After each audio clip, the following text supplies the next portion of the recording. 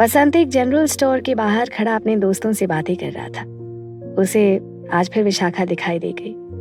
विशाखा उसके पास से निकली तो उसके दिल में आंधियां उठने लगी। उसने पहले भी कई बार आते जाते विशाखा को देखकर सोचा, धोखेबाज, कहती थी मेरे बिना जी नहीं सकती। अब यही सब अपने दूसरे पति से कहती होगी। बकवास करती हैं ये औरतें। फिर अगले ही पल उसके मन की आवाज आई कि तुमने भी तो अपनी दूसरी पत्नी से यही सब कहा था, बेवफा तुम हो या विशाखा। वो अपने दोस्तों से विदा लेकर अपनी गाड़ी में आ बैठा और थोड़ी दूर पर ही सड़क के किनारे गाड़ी खड़ी करके ड्राइविंग सीट पर सिर टिकाकर विशाखा के बारे में सोचने लगा। वसंत ने विशाखा से प्रेम विवाह किया था। विवाह को 2 साल ही हुए थे कि वसंत की माँ उमा देवी को पोता पोती का इंतजार रहने लगा। उन्हें अब विशाखा के हर बात में कमियां दिखने लगी। विशाखा सोचती क्या करे। उसके सिर पर माँ का साया नहीं था और पिता अपाहिज थे। बरसों से वो बिस्तर पर पड़े थे। एक ही शहर में होने के कारण वो पिता के पास चक्कर लगाती रहती थी। उसके एक रिश्ते की बुआ और एक नौकर उसके पिता प्रेम शंकर का ध्यान रखते थे। उमा देवी को अब हर समय वसंत की वंश वृद्धि की चिंता सताती। विशाखा उनकी हर कड़वी बात चुपचाप सहन कर जाती। सोचती जो बात कुदरत के हाथ में है उस पर अपना खून जलाना बेकार है। वो आराम से घर के कामों में लगी रहती। उसे परेशानी तब होती जब वसंत को उससे कोई शिकायत होती। वो वसंत को इतना प्यार करती थी कि उसकी बाहों में पहुंचकर वसंत कह उठता, तुम किस मिट्टी की बनी हो, पहले दिन की तरह आज भी इतनी सुंदर दिखती। विशाखा हंसकर उसके सीने से लग जाती। और इस तरह 5 साल बीत गए थे। वसंत के ऑफिस से आने के समय विशाखा उसे हमेशा तैयार हंसती मुस्कुराती मिलती। उमा देवी को यह पसंद नहीं था। एक दिन वो वसंत से बोली, तुम उदास और दुखी क्यों रहते हो? वसंत हंसा, अरे क्या हुआ है मुझे, अच्छा तो हूँ, बिना बच्चे के भी कोई जीवन है, बच्चों से ही तो घर में जीवन में रौनक आती है। उमा देवी बोली, माँ दुनिया में हजारों लोग हैं जिन्हें बच्चे नहीं हैं। वसंत शांत रहते हुए बोला, तुम ढंग से डॉक्टर को क्यों नहीं दिखाते हो भाई? अभी तक इस बारे में गंभीरता से सोचा नहीं था माँ, अगले हफ्ते दिखाता हूँ। ये कहकर वसंत अपने कमरे में चला गया। विशाखा वसंत के लिए चाय लेकर आई तो वसंत की मुख मुद्रा देखकर समझ गई कि माँ बेटे में क्या बातें हुई होगी। फिर डॉक्टर, चेकअप, टेस्ट का सिलसिला शुरू हुआ और जब रिपोर्ट आई तो विशाखा कभी माँ नहीं बन सकती। ये देखकर विशाखा की आंखों से आंसू रुकने का नाम नहीं ले रहे थे। वसंत विशाखा को समझाता रहा कि हम किसी अनाथालय से बच्चा गोद ले लेंगे, लेकिन उमा देवी किसी पराये बच्चे को स्वीकारने के लिए तैयार नहीं हुई। वसंत उन्हें भी समझाता, माँ जमाना कहाँ से कहाँ पहुंच गया है और आप अपने पराये में उलझी हुई हैं। वसंत के बचपन में ही उसके पिता का देहांत हो गया था। उमा देवी ने बड़ी मेहनत से वसंत को पढ़ाया लिखाया था। वसंत माँ का दिल कभी नहीं दुखाना चाहता था। उमा देवी अब कभी कभी वसंत को अपने पास बिठाकर दूसरे विवाह की बात करती तो वो चुपचाप उठकर अपने कमरे में चला जाता। अब बच्चे के नाम पर वसंत की ठंडी आहें विशाखा को अंदर तक चीरने लगी। वसंत की वही आंखें जो पहले उसके प्यार के विश्वास से लबालब नजर आती थीं, अब निरादर और अवहेलना के भाव दर्शाने लगी थीं। वसंत लाख अपने भावों को छिपाने का प्रयास करता, लेकिन विशाखा उसकी हर धड़कन, उसकी हर नजर पहचानती थी। मन ही मन घुटती रहती विशाखा। चारों ओर कुहासा सा नजर आता उसे। जीवन के सफर में साथ चलते चलते अब दोनों के हाथ एक दूसरे से छूटने लगे थे। एक दिन विशाखा अपने पिता को देखने गई। उनकी तबीयत बहुत खराब थी। वसंत ने फोन पर कह दिया, जितने दिन चाहो उतने दिन रह लो। विशाखा ने पूछा, तुम्हें परेशानी तो नहीं होगी? नहीं, सपाट स्वर में कहकर वसंत ने रिसीवर रख दिया। विशाखा हैरान रह गई कि ये वही वसंत है जिसने इतने सालों में 2 दिन के लिए भी पिता के पास उसे नहीं छोड़ा था। सुबह छोड़ता तो शाम को अपने साथ ले जाता। उसे लगा वसंत सचमुच पूरी तरह बदल गया है। और फिर वसंत ने न फोन किया न ही आया। विशाखा फोन करती तो अनमना सा हाँ हूं में जवाब देकर रिसीवर रख देता। एक बार भी वसंत ने विशाखा को घर आने के लिए नहीं कहा और अब तो 2 महीने बीत गए थे। विशाखा को रोज उसका इंतजार रहता। प्रेम शंकर बोल तो नहीं सकते थे मगर देख तो सकते थे। उनकी हालत बिगड़ती जा रही थी। आंखों में विशाखा के प्रति चिंता व दुख साफ दिखाई देता था। एक दिन वसंत ने तलाक के पेपर भेज दिए और उसी दिन शाम को किसी से विशाखा का सारा सामान भी भिजवा दिया। विशाखा के घर में सन्नाटा फैल गया। जिसे दिल की गहराई से इतना प्यार किया था ऐसा करेगा विशाखा ने कभी सोचा न था। इतना बड़ा धोखा। जिस आदमी को इतना प्यार किया, जिसके सुख में सुखी दुख में दुखी हुई, वही आदमी इतना बदल गया। वो जितना सोचती उतना ही उलझती जाती। फिर अपने आप को समझाने लगती, अगर मैं गलत नहीं हूं तो फिर मैं इतनी दुखी क्यों हूं? तलाक के पेपर फिर आंखों के आगे घूम गए। वो छटपटाती, बेबस, असहाय सी सुबकती रही। इतना बड़ा विस्फोट पर कहीं कोई आवाज नहीं। बाहर से सब कुछ कितना शांत है, पर भीतर ही भीतर बहुत कुछ टूटकर बिखर गया। पिता की बिगड़ती हालत देखकर वो और दुखी होती जाती। थोड़े समय बाद तलाक भी हो गया। उसे पता चला कि वसंत ने दूसरा विवाह कर लिया है। रात भर वो रोती सिसकती रही। वसंत के साथ बिताया एक एक पल याद आता रहा। प्रेम शंकर को अस्पताल में दाखिल करवाना पड़ा। उन्होंने अपने वकील सिद्धार्थ गुप्ता को बुला लिया और घर व किराए पर चढ़ी हुई सारी दुकानें विशाखा के नाम कर दी। उनकी आंखों में विशाखा के लिए चिंता साफ दिखाई देती थी। सिद्धार्थ गुप्ता शहर के प्रसिद्ध वकील थे। उम्र में विशाखा से कुछ ही बड़े थे, लेकिन बहुत ही सहृदय व सुलझे हुए इंसान थे।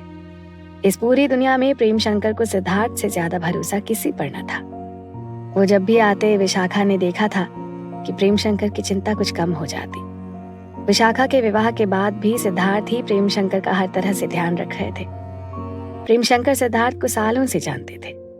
विशाखा से सिद्धार्थ की जितनी भी बातें होती, प्रेम शंकर के बारे में ही होती थी। विशाखा तलाकशुदा है ये वो जानते थे, लेकिन विशाखा से इस बारे में उन्होंने कभी कुछ पूछा नहीं। वसंत के दुख के साथ साथ पिता की आंखों में बसी चिंता विशाखा को और व्याकुल किए रहती। उसकी बुआ और नौकर घर संभालते रहे। वो अस्पताल में प्रेम शंकर के पास थी।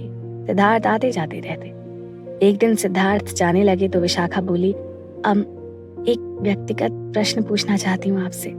सिद्धार्थ ने देखा प्रेम शंकर नींद में है और विशाखा बहुत परेशान है। वो कुछ कहने की हिम्मत जुटा रही है, अतः बोले, जी पूछे, आपने विवाह क्यों नहीं किया? सिद्धार्थ को एक झटका सा लगा, लेकिन फिर धीरे से बोले, कोई मजबूरी थी। ये कहकर वो जाने लगे तो विशाखा ने तेजी से आगे बढ़कर कहा, क्या आप मुझे बता सकते हैं? सिद्धार्थ वहीं अपना बैग रखकर बैठ गए और फिर धीरे धीरे बोले, कुछ लोग कमियों के साथ पैदा होते हैं, और अगर मैं विवाह के योग्य होता तो सही समय पर विवाह कर लेता। आप मेरी बात समझ गई होंगी। हाँ सिद्धार्थ साहब, ऐसा सिर्फ पुरुषों के साथ ही नहीं, स्त्रियों के साथ भी तो होता है। मैं भी कभी मां नहीं बन सकती, इसी कारण मेरा तलाक हो गया। मैंने हर संभव तरीके से विवाह को बचाने का प्रयत्न किया, लेकिन बचा नहीं सकी। सिद्धार्थ ने हैरान होकर उसकी तरफ देखा तो विशाखा ने कहा, क्या आप मेरे साथ विवाह कर सकते हैं? विशाखा, आप होश में तो हैं? बहुत सोच समझ कर कह रही हूँ। मेरे पापा की जान मुझ में अटकी है। आप तो वकील हैं, आप जानते हैं कि एक अकेली औरत को दुनिया कैसे परेशान करती है। अगर आप मुझसे विवाह कर लेंगे तो हम दोनों को एक जीवन साथी मिल जाएगा और उससे भी बढ़कर एक दोस्त मिल जाएगा। हम अच्छे दोस्तों की तरह जीवन बिता लेंगे।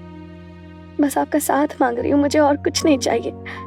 क्या आप मेरी बात मान सकते हैं? सिद्धार्थ ने विशाखा को गौर से देखा, उसके सच्चे चेहरे को परखा और फिर मुस्कुरा दिए। शीघ्र ही दोनों का विवाह हो गया और विवाह के कुछ समय बाद ही प्रेम शंकर ने हमेशा के लिए आंखें बंद कर ली। विशाखा सिद्धार्थ के घर आ गई। घर वैसा ही था जैसा औरत के बिना होता है। नौकर तो थे, लेकिन विशाखा का हाथ लगते ही घर चमक उठा। एक दिन सिद्धार्थ भावुक होकर बोले, कैसा पति था जिसने तुम्हें तलाक दे दिया? दोनों अपने मन की ढेरों बातें करते। दोनों को एक दूसरे में अच्छा दोस्त दिखाई देता था।